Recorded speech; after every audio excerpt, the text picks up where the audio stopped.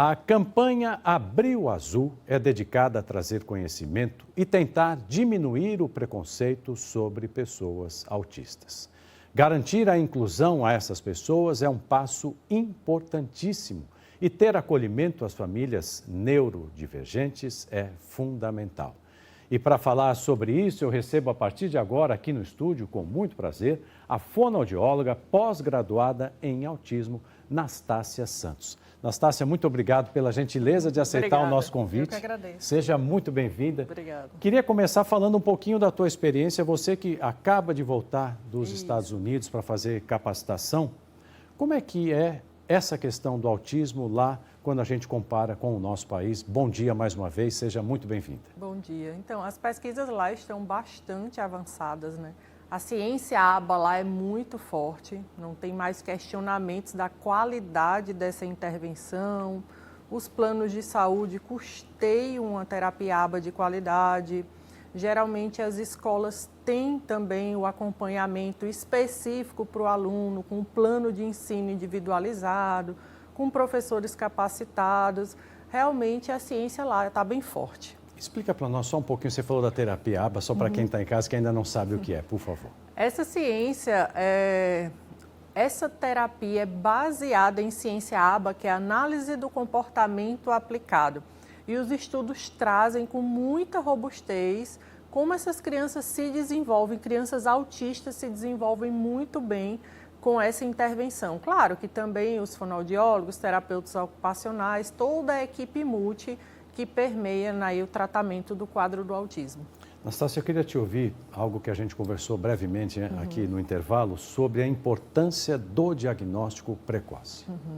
O diagnóstico precoce realmente é muito importante, porque quanto mais cedo você percebe que aquela criança tem sinais de autismo ou já fecha um diagnóstico, mais rápido ela entra em intervenção. E aquele cérebro, ele é muito neuroplástico. Ele tem mais habilidade de aprender quando a criança é bem mais novinha do que quando a criança já está maior. Então, os sinais precoces a gente consegue observar em bebês. Lá nos Estados Unidos já tem até uma máquina que faz o rastreio ocular desses bebês autistas e já sugere ali com uma porcentagem muito alta o diagnóstico. E aqui no Brasil eu posso te falar que a criança precisaria ter esse olhar social, esse sorrir para as pessoas antes de 1 ano de idade. Essa triangulação, que é a capacidade da criança brincar com os brinquedos e te olhar e sorrir, o apontar para pedir coisas compartilhando, esse bater palma, mandar beijo, dar tchau, tudo isso é uma troca social muito importante. Até 1 aninho de idade, a criança tem que ter essas habilidades. E aí, com 1 aninho de idade, as palavrinhas surgem, até antes, 10 meses. Então, se tu tem o teu bebê com 1 ano e meio e essas características do desenvolvimento infantil ainda não estão instaladas, pode ser um sinal de alerta. Pode ser um outro transtorno do desenvolvimento, mas pode ser o autismo também, é importante investigar. Puxa vida, então é fundamental a capacitação dos profissionais, né? Então, se todo profissional tivesse a capacitação de perceber sinais em crianças tão pequenas e já encaminhar para o tratamento efetivo, por exemplo, tem uma escala muito importante que ela se chama M-Chat. Até os pais podem baixar na internet, profissionais pediatras, equipe do posto de saúde. Esse M-Chat, ele tem um checklist de prováveis características do autismo, é um passa-falha. Então, na dúvida, se a criança tem características de autismo que entrou naquele checklist, é importante levar para uma avaliação especializada da equipe multi. Quem pode fechar o diagnóstico é o neurologista infantil ou o psiquiatra infantil, mas o levantar a suspeita, algum profissional capacitado que tenha acesso a essa escala já pode colaborar bastante. Puxa vida, a gente tem visto, Nastácia, questões que me chamam muito a atenção, como, por exemplo, uma sessão de terapia para alguém que tem o espectro de 15 minutos. É possível isso? Olha, é praticamente ineficaz, né? porque o transtorno do espectro autismo, geralmente, ele vem prejudicando algumas áreas do desenvolvimento. A socialização, comunicação, muitas vezes a fala, comportamentos restritos, estereotipados. Muitas crianças têm até dificuldades sensoriais, dificuldades de autocuidado. Como é que vamos ensinar tudo isso em uma sessão de 15 minutos? É muito pouco. Quando a gente tem tão pouco tempo, o ideal é pegar aquele pouco tempo de sessão, eu nem diria 15 minutos, um tempo maior, fazer o treinamento dos pais, treinamento parental, para eles darem continuidade nessa estimulação em casa. Eu defendi o mestrado nesse tema, treinamento parental. Acho muito importante a capacitação dessas famílias, mas sim uma intervenção de qualidade, né? Então, nos Estados Unidos nós temos a prescrição que para crianças leves de 10 a 15 horas por semana. Puxa vida. Que diferença, né? Quanta diferença, hein? Sim. Quer dizer que além da equipe multidisciplinar, como você muito bem salienta, Anastácia, tem a questão da participação da família, né? Esse apoio é fundamental. Importantíssimo, porque o terapeuta vai estar ensinando habilidades que esses pais trazem para casa para essa criança utilizar no ambiente diário, no dia a dia dele, na interação com os pares, com os primos, com as famílias. Então, se não tiver essa continuidade em casa, a criança não tem generalização do que ela aprendeu no ambiente terapêutico. Essa pergunta eu acho que muita gente que está em casa gostaria de ouvir a tua resposta. O autismo se manifesta da mesma forma para todas as pessoas? Não. Então, a criança já nasce com o autismo, né? E ele vai apresentando sinais visíveis e a gente costuma dizer que até os 3 anos o quadro se instala. Tem crianças que vão ter quadros mais graves, né? Que a gente chama de autismo nível 3, autismo severo, e aí pode vir com comorbidade de sono, dificuldade de alimentação, sensorial, irritabilidade, um quadro ali mais complexo.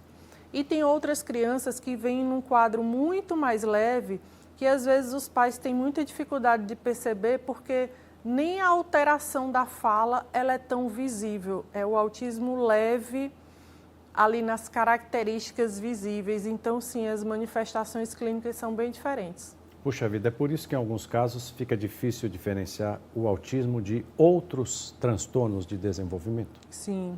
Na fonoaudiologia, a gente tem o transtorno do desenvolvimento da linguagem, que é quando a criança tem muita dificuldade ali em adquirir as habilidades necessárias para a linguagem, fala, conversação.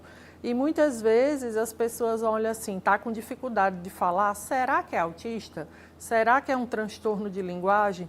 Então, ainda se tem algumas dúvidas diagnósticas, né? Será que é uma deficiência intelectual que está atrasando tanto a criança? Só, pessoal, que os marcadores do autismo, eles são claros. A criança tem que ter dificuldade, não é só a questão de fala, é social. É um gesto, é o olhar, é o sorriso social, é a troca com os pares. E do outro lado, o autismo tem algum interesse restrito, repetitivo, enfileirar carrinho, só querer assistir o mesmo desenho, hiperfocos. E a criança só com transtorno de linguagem, não digo só, mas ela não se enquadra nessas duas principais esferas do autismo. Mas é sutil, não tem um exame que se faça no cérebro, no sangue, que te diga autismo, é o olhar do profissional experiente. Anastácia, a primeira pergunta, quero agradecer demais a Isabel Pinheiro, que mandou essa pergunta, muito interessante a pergunta que a Isabel fez, obrigado a você, Isabel. Ela diz assim: o autismo pode ser diagnosticado na vida adulta, mesmo em pessoas que nunca apresentaram suspeita ou avaliação na infância? Muito interessante essa pergunta. Então, o autismo em várias pessoas só é diagnosticado na vida adulta, principalmente em quadros que chamamos de leve, quadro de bom funcionamento. Então, muitas pessoas adultas buscam, né, essa avaliação especializada e realmente pegam um diagnóstico já na idade adulta. Agora, dizer que essa pessoa não tinha nenhum sinal, nenhuma característica na infância, não. O que pode acontecer é que na infância não foi feita essa investigação, os pais não percebiam o sinal, digamos que passou despercebido, e hoje, com muita informação, esse adulto buscou realmente, né, um profissional especializado e fechou o diagnóstico. Mas a pessoa nasce com autismo, então o profissional que vai fazer essa investigação no autismo na pessoa adulta que está buscando, né, esse diagnóstico, ele vai ter que fazer uma anamnese desde a infância, entender algumas manifestações que já aconteciam na infância para poder fechar esse quadro na vida adulta. Sem sinal na infância, não. Essa eu vou pegar então o gancho para fazer essa outra. Desconfio que meu filho tem autismo. O que eu devo fazer logo de cara? Então, se você desconfia que o seu filho tem autismo, o mais importante é você ir num profissional especializado em autismo. Geralmente, a porta de entrada é levar no neurologista infantil, claro que esse profissional trabalhe com autismo. Esse neuroinfantil, ele solicita avaliações da equipe multi, depois volta para o retorno e ele pode fechar o diagnóstico ou não. Muito bem. Doutora, a síndrome de Asperger não é mais autismo? O que a gente pode dizer sobre isso? Na verdade, o termo, né, síndrome de Asperger, ele não é mais usado. Eram indivíduos que estavam ali no autismo leve, digamos, né, de bom funcionamento. Então, hoje não se utiliza mais esse termo e essas pessoas que antes poderiam levar esse diagnóstico, síndrome de Asperger, eles entram no transtorno do espectro autismo no nível 1, que é um guarda-chuva, é um espectro, né? Então, síndrome de Asperger não é usada. Hoje o diagnóstico é autismo nível 1, o autismo leve. Entendi. Vamos em frente aqui. Quais são as terapias mais eficazes atualmente?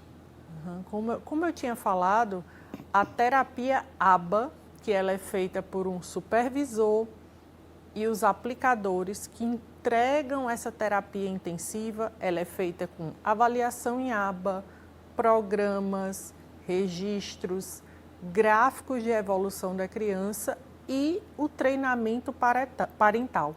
É um pacote completo de intervenção que tem várias práticas baseadas em evidência dentro da terapia ABA de verdade. Essa é comprovada cientificamente.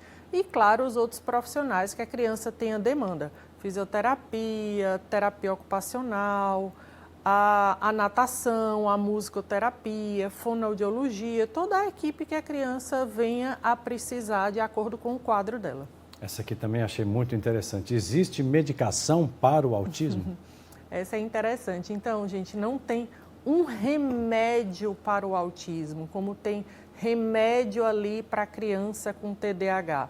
O remédio que algumas pessoas autistas tomam é para manifestação de alguns sintomas. Então, um quadro de autismo associado ao TDAH, um distúrbio do sono, uma ansiedade, até quadros com depressão. Então, tem algumas medicações que vão diminuir irritabilidade. É para sinais e sintomas, mas para o autismo mesmo é a intervenção com terapia. E o autismo tem cura, Anastasia? O autismo não tem cura porque nós não vemos ele como uma doença, né? É um cérebro neurotípico que funciona diferente. Então, se não é doença, não tem cura, mas o tratamento ele visa minimizar os danos que esse transtorno pode causar e potencializar o que esse sujeito tem de entregar aí dentro do autismo. Tem muitas qualidades boas, então, às vezes a criança tem uma boa memória visual, tem um interesse por línguas, mas tem alguns déficits sociais, alguns outros déficits que já foram falados aqui, que a terapia tende a minimizar isso, mas não tem cura porque não é visto como doença, né? Muito bem. O que são os interesses restritos? Interesse restrito é porque as pessoas com autismo tendem a ter hiperfoco. Então, aquela criança que só quer brincar com carro vermelho, aquela criança que só quer assistir aquele desenho repetidas vezes, se restringe a só comer tal alimento, só quer vestir tal roupa. Então, entra até num hiperfoco, né? Só querer estudar e falar sobre aquele tema. É bem isso. Muito bem. Antes de encerrar, e já te dando boas-vindas de volta ao Brasil, uma sugestão para melhorar a capacitação dos profissionais. Acho que isso é fundamental nessa nossa conversa também. Isso é fundamental. Então, eu dou muito treinamento em escolas.